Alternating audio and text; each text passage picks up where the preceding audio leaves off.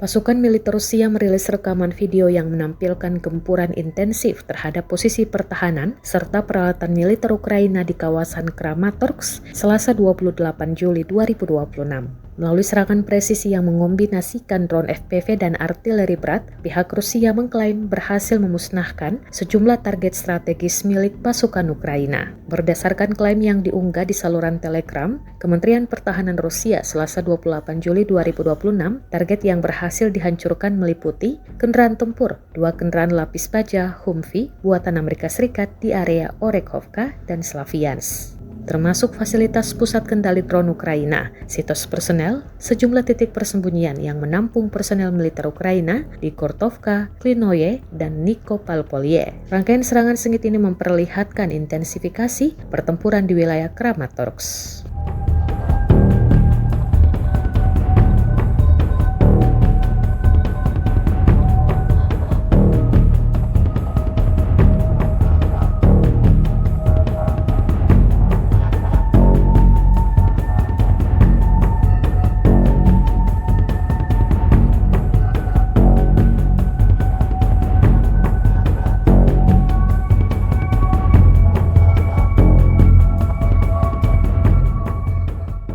Download Tribun X sekarang, menghadirkan lokal menjadi Indonesia.